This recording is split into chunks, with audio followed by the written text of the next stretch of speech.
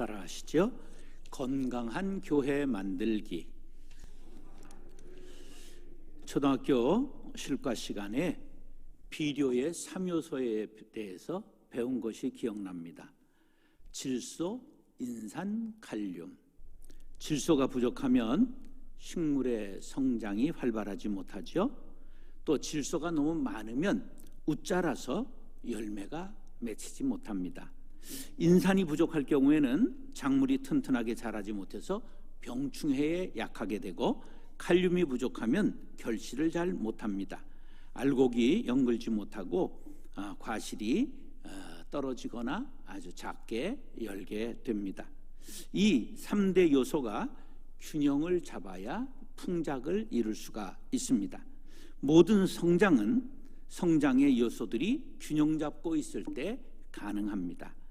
건강한 교회를 만들기 위해서도 여러 가지 요소들이 어우러져야 되는데, 여지껏 교회 성장에 대해서 가장 유명한 것은 크리스찬 A. 슈바르츠 박사가 밝힌 교회 성장의 질적 특징 8가지입니다. 첫 번째는 사역자를 세우는 지도력인데, 이것은 성도들을, 평신도를 병신도로 만들지 말고 잘 양육해서 동역자로 세우는 것을 뜻합니다. 그래서 이것을 사역자를 세우는 지도력, 지도자로 세우는 것을 뜻하는 거예요. 두 번째는 은사 중심적 사역이지요. 이것은 세상적인 말로는 계명구도라고 한비자가 한 말이지요. 닭으로 하여금 새벽을 알리게 하고 개로 하여금 도둑을 잡게 하라. 이게 아주 유명한 그런 말입니다. 그래서 사람은 닭의 속성을 가진 사람, 개의 특징을 가진 사람을 다 아우르게 쓰는 것을 은사 중심적 사역이라고 그러는 거예요.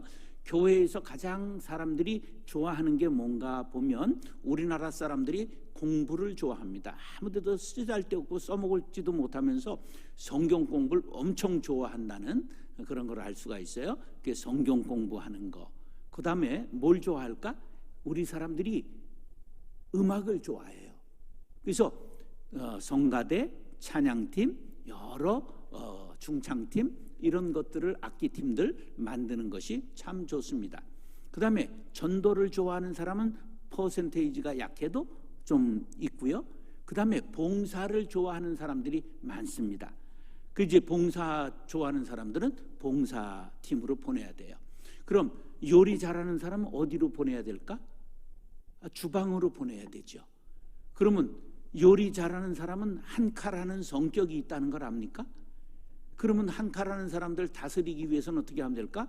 쌍칼 여사를 들여보내면 다 정복을 하게 되어 있어요.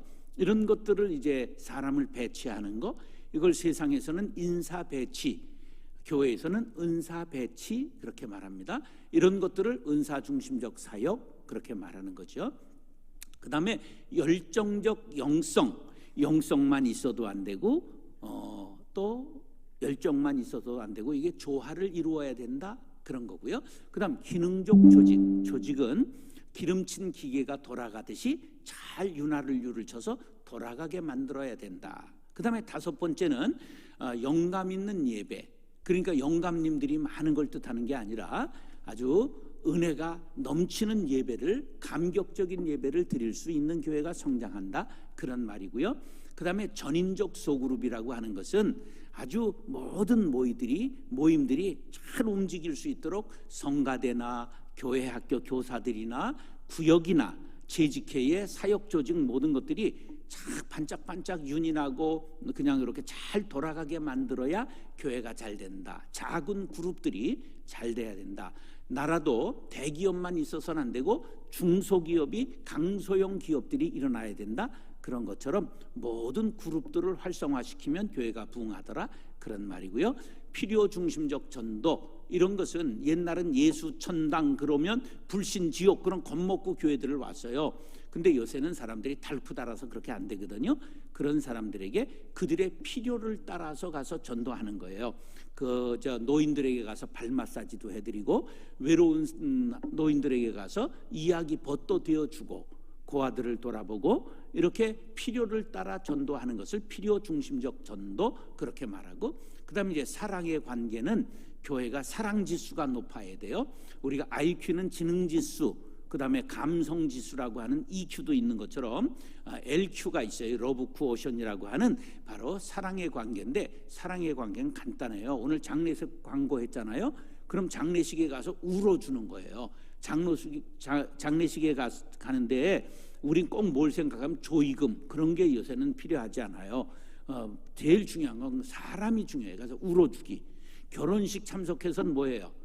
축하하는 거죠. 결혼식 사람들이 많이 안 오니까 돈 주고 사람 사는 거 혹시 아십니까?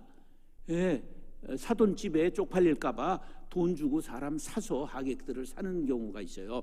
그러니까 교인들이 가서 축하해 주는 거예요. 그러니까 잔치집에 가서 뭐 해주면 돼요? 먹어주는 거예요. 그 다음에 이제 연주회 가서 박수 치는 거, 이런 걸 잘하는 교회가 부흥하더라. 이제 그게 다 이런 균형을 여러 요소들이 어우러질 때 교회가 부흥하게 되는 거죠. 릭 워렌이라고 하는 유명한 목사는 건강한 소그룹을 만들기 위해서는 진실해야 된다, 서로 격려해야 된다, 서로 도와줘야 된다, 서로 사랑해야 된다, 서로 진실해야 된다, 서로 약점을 인정해야 된다, 서로 차이를 존중해야 된다, 서로 말을 퍼뜨리지 않아야 된다, 서로 모임에 최우선을 두어야 한다. 이런 소그룹을 만들기 9가지 요소를 말했습니다. 교회는 공동운명체예요. 공동운명체라는 건 서로가 헌신하는 것을 뜻하는 거예요. 믿는 사람들 사이의 친교는 성령이 역사할 때 진정한 만남이 이루어지지요. 성령님은 인격적이신 분이시기 때문에 우리를 강제로 움직이게 하지 아니하시고 자발적으로 헌신할 때 역사하십니다. 여기에 제일 합당한 말씀이 에베소서 4장 3절 마음에 꼭 새기시기 바랍니다. 시작. 평안에 매는 줄로 성령이 하나 되게 하신 것을 힘써 지키라. 자, 보세요. 성령이 하나 되게 하신 것은 성령의 능력을 뜻해요. 그런데 우리가 공동체가 평안을 누리는 건 성령의 역사로만 안 되고 힘써 지켜야 될 인간의 노력이 부합돼야 되는 거예요. 성령의 역사와 인간의 노력이 붙을 때 이것이 교회가 평안을 누리게 되는 거죠. 한번 따라서 싸우면서 할 만큼 좋은 일이란 없다. 뭐 하면서 할 만큼? 예, 교회는 절대 싸우면서 일하면 안 돼요. 예, 예비군은 일하면서 싸우고 싸우면서 일했잖아요. 옛날 향토 예비군 구호잖아요. 그런데 교회는 싸우면서 일하면 안 돼요. 제가 개척해서 1년 반쯤 되니까 어른이 600명이 모였어요. 엄청나게 빨리 성장을 했는데 바자회를 이제 하게 됐어요. 우리 여전도회는 바자회가 목적인 것 같아. 전도는 전혀 안 해. 그리고 바자회는 얼마나 열심인지 몰라. 그런데 바자회를 준비하면서 자꾸만 싸움이 일어나요. 이게 왜 싸움이 일어나는가 관심을 가지고 봤더니 액젓은 까나리 액젓이 제일이다. 그러니까 야, 추자도 액젓이 더 맛있어. 그래서 액젓 가지고 싸우는 거야.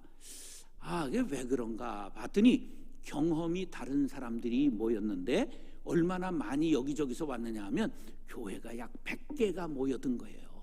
일산 신도시에 각자 이사 와가지고 그 정성진 목사가 인물이 훤하다 이래가지고 이제 모여든 거야. 그래가지고는 다 자기 경험을 얘기해서 우리 교회는 안 그랬는데 우리 교회는 안 그랬는데 이래가지고 싸우는 거예요. 그래서 그때 내가 이걸 어떻게 해결할까? 그래가지고 만든 구호가 싸우면서 할 만큼 좋은 일이란 없다. 그러면 이제 없다 그렇게 외치게 했더니 그게 싹 사라졌어요. 한번 실습하겠습니다. 제가 싸우면서 할 만큼 좋은 일이란 없다. 그럼 여러분들은 없다를 3번 외치는 거예요. 준비. 그래서 되겠나? 준비.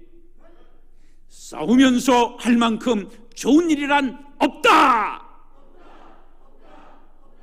예, 이게 구호가 굉장히 중요해요. 제가 옛날 이 구호 외치는 선수였어요. 그래가지고 사람들이 이거 딱 묶는데 굉장히 중요하거든요. 여러분 꼭 기억하세요. 교회 일은 싸움이 나면 예배도 멈춰야 됩니다. 여러분 싸우면서 예배할 수 있어요, 없어요? 근데 싸우면서 예배한 경험은 있어요, 없어요?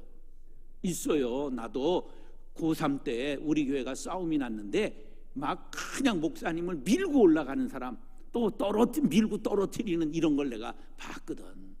아이고, 그러면 그게 예배예요, 마귀 장난이에요? 그건 마귀가 역사하는 거야.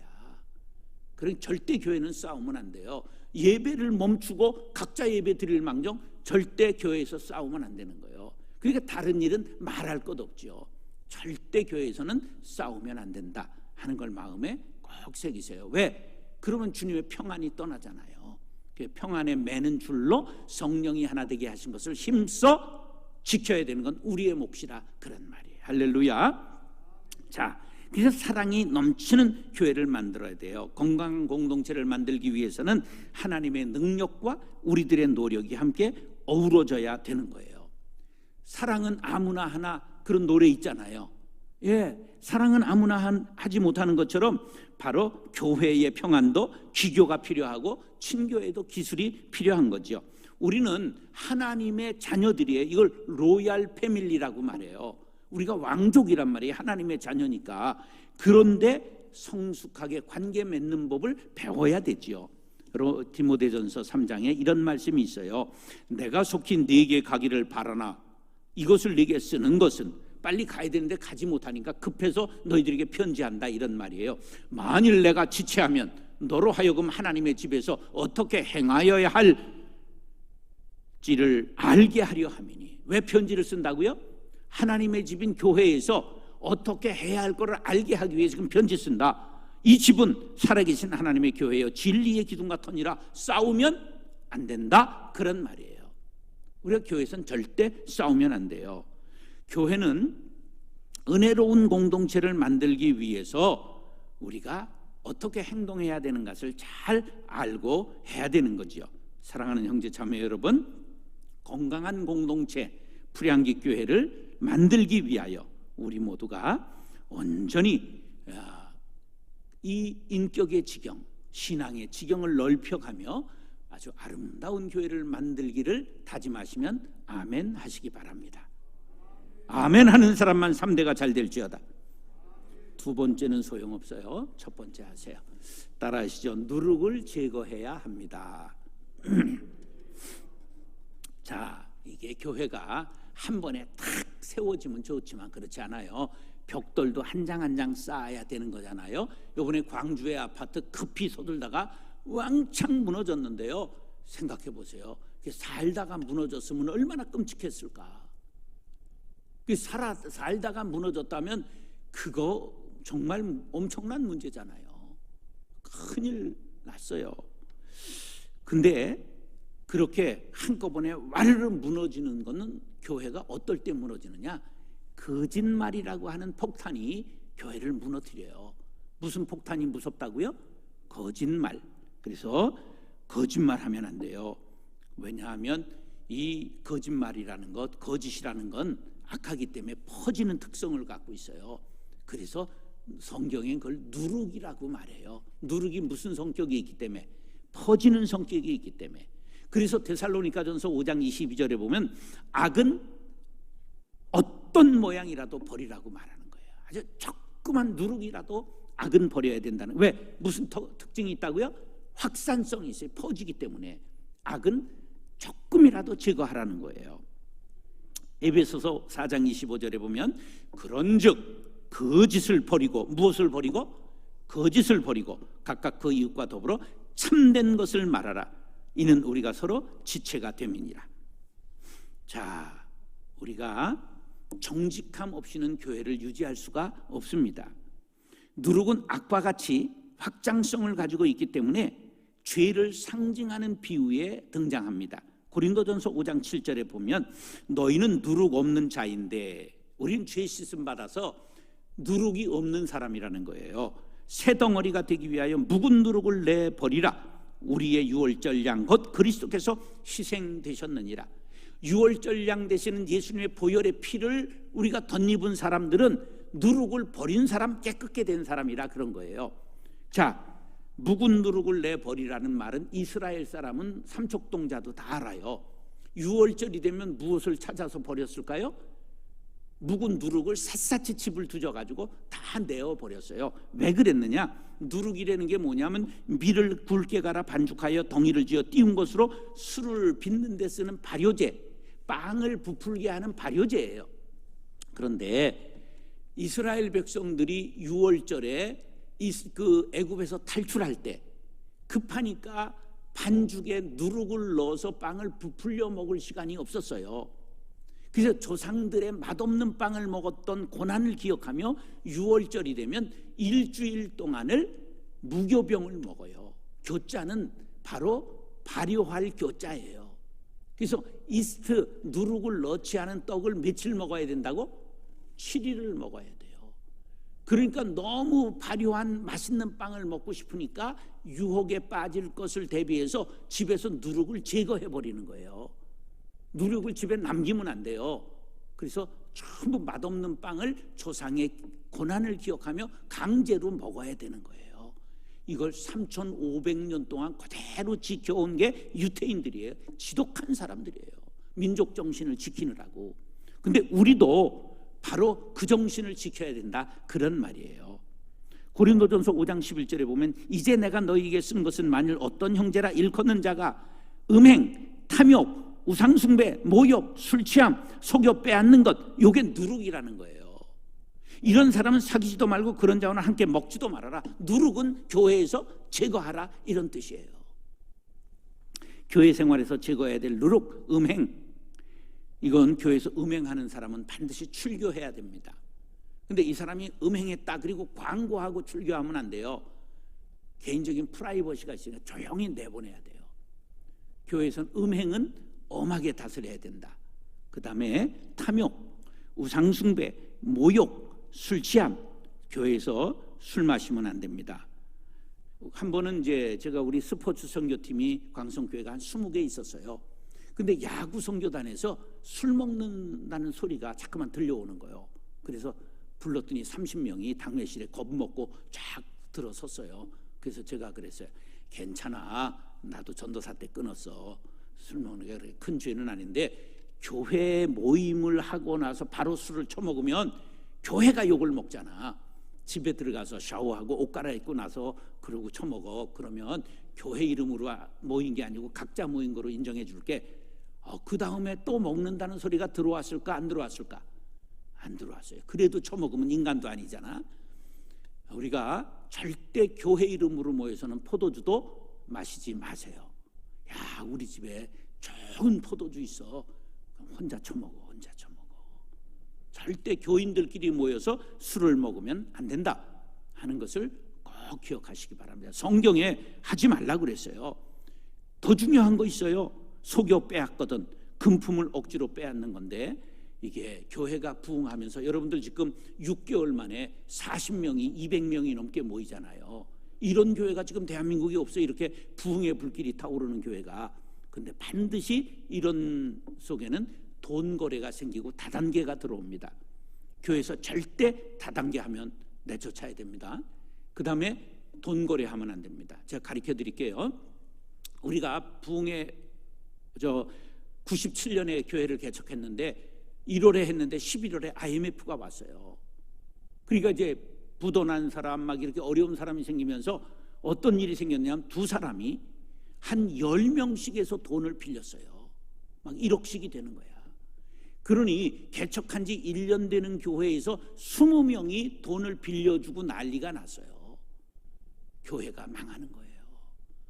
얼마나 어려움을 겪었는지 몰라요. 절대 교회 안에서 돈 거래하면 안 돼요. 따라하세요. 돈 빌려주는 놈도 나쁜 놈, 빌리는 놈도 나쁜 놈. 그러니까 빌려주는 사람은 나쁜 건 아니지만 쪼다과예요. 이건 쪼다. 교인 사람 잃어버리고 돈 떼이고. 근데 내가 년 욕은 할 수는 없잖아. 남자보단 여자들이 많이 해. 그러면 절대 안 된다, 그렇게 생각하시고 교회에서 돈 거래하면 안 됩니다. 돈 거래 요구하는 사람 있으면 신고를 해야 됩니다. 담임 목사님 앞에. 그러면 담임 목사님이 조용히 불러서 돈이 그렇게 없으시면 제가 월급에서 드릴까요? 이렇게 해야 되죠. 그러니까 절대 돈 거래하지 않도록 해야 된다. 그런 일이 반드시 일어나요. 공동체에서. 제가 다 경험을 해봤으니까. 그런 것들을 조심하시라, 그런 얘기예요. 이런 소리를 제가 이 시아버지가 아니면 누가 와서 해주겠어요. 잠언 28장 23절에 사람을 경책하는 자는 혀로 아첨하는 자보다 나중에 더욱 사랑을 받느니라. 22절 다 같이 시작. 우리가 마음의 뿌림을 받아 악한 양심으로부터 벗어나고 몸을 맑은 물로 씻음을 받았으니 참 마음과 온전한 믿음으로 하나님께 나아가자. 그러기 위해서 뭐를 제거해야 된다? 누룩을 제거해야 된다. 죄악의 요소가 교회에 싹트지 못하도록 깨끗한 교회를 이루기를 원하시면 아멘. 그렇게 되기를 축복합니다. 따라하시오. 공손해야 합니다. 과거에 우리나라 정치인 중에 말을 너무 잘하는데 싸가지 없게 하는 사람 있는 거 아세요? 별명이 됐어요. 그래서 후배 정치인이 그랬잖아요. 옳은 말을 어떻게 그렇게 선배는 싸가지 없게 하냐.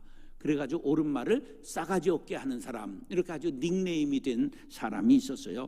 내가 뭐 누구라고 그렇게 말할 필요는 없겠죠. 알고 싶으면 오시면 500원 내고 물으시면 가르쳐 드리겠어요. 자, 우리는 옳은 말이라도 예의 범절을 갖추어서 해야 된다, 그런 뜻이에요.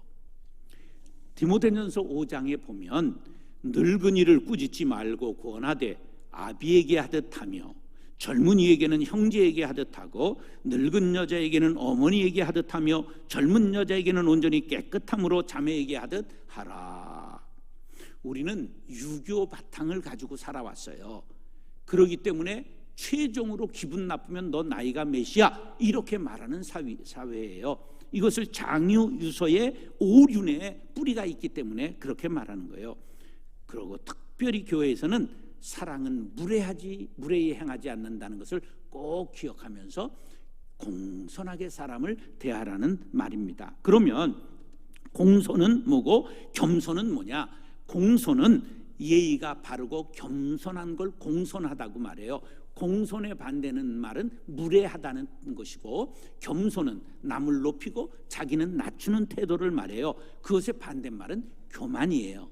이런 공손이 뭔지 아시겠죠? 공수 그러면 이렇게 하는 거예요. 이렇게 손을 모으고 하는 걸 공수라고 그러는 거예요. 겸손과 공손은 사촌이에요. 공손은 예의범절을 강조하는 거예요. 교회가 부흥하면서 우리가 서로 친밀해져도 서로에 대하여 공손해야 한다. 그래야 예의범절을 갖추고 점잖은 교회가 되는 것이다, 그런 말씀이에요. 우리가 교만하면, 무례하면 사람들이 사이가 벌어져요. 부부간에도 예의범절을 지켜야 양반인 거지요. 우리가 겸손을 연습해야 돼요. 겸손의 연습은 어떻게 하는 거냐?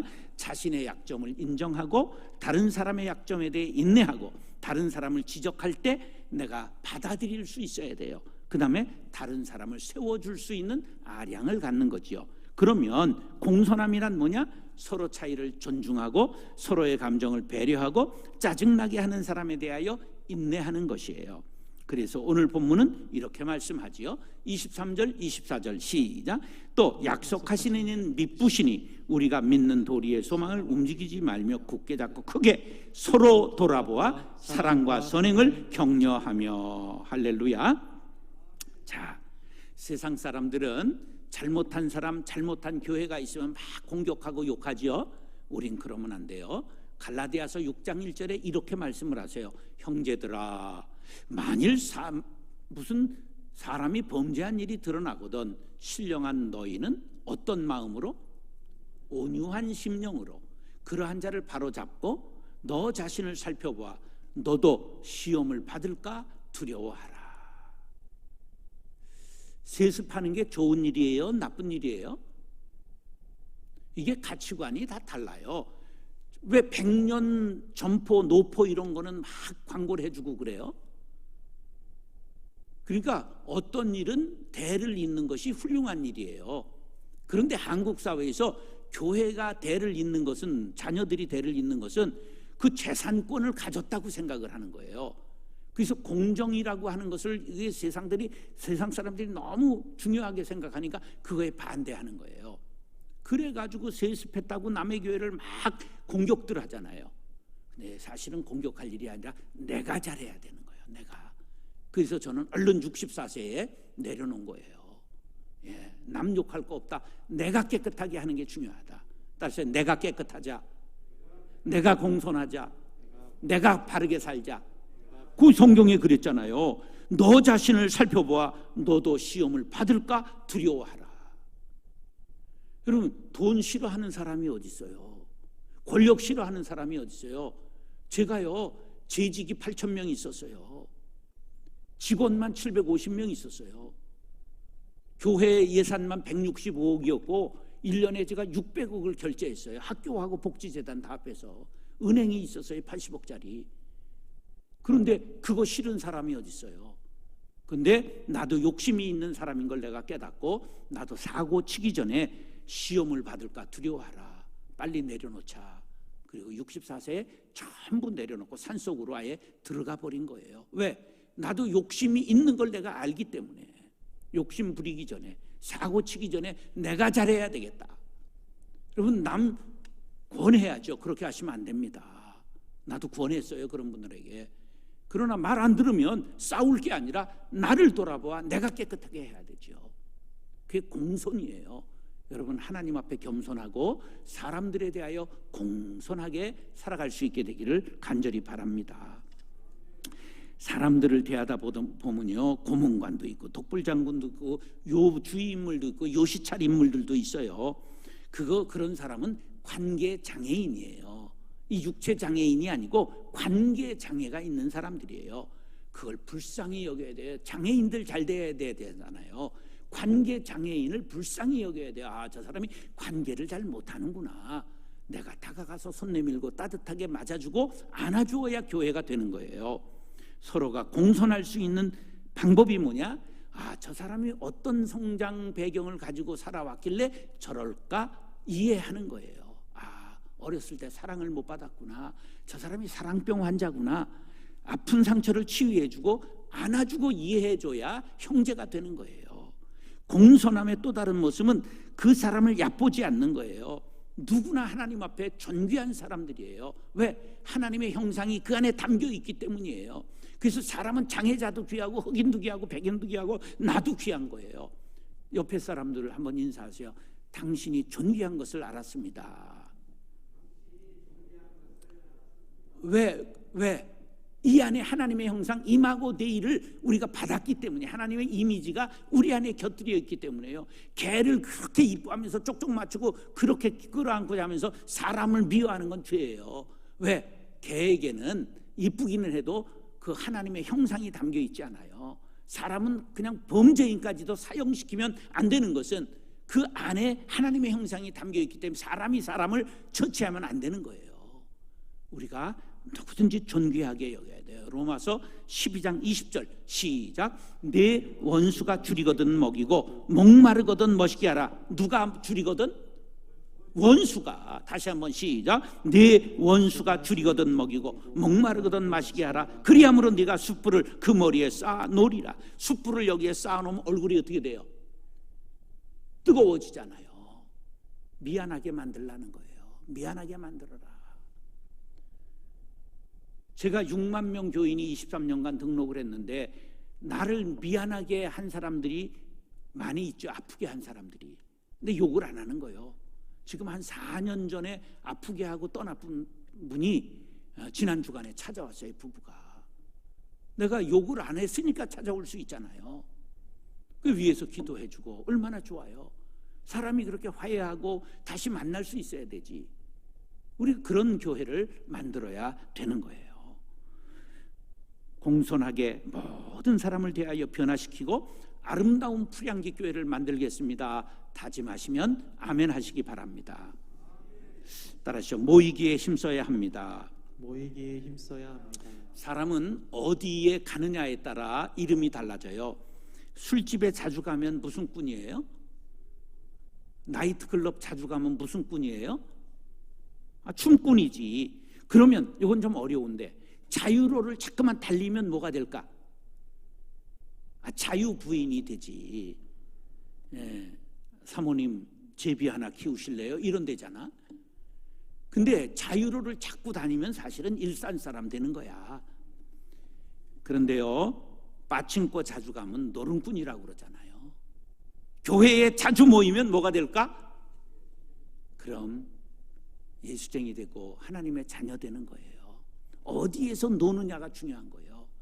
우리가 세상이 코로나가 이렇게 와도 풀향기 교회는 얼마나 복을 받았습니까?